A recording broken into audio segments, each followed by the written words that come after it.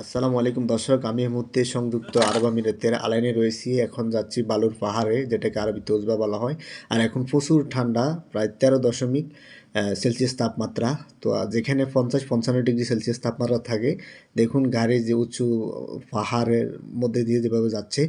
তো চতুর্দিকে বালু আর বালু। আর এখানে খাবার আয়োজন করব, এটা হচ্ছে মকবুজ, خبر باي باي. যেটাকে আরবিতে মকবুজ বলে, বাংলাদেশে বিরিয়ানি বলেন।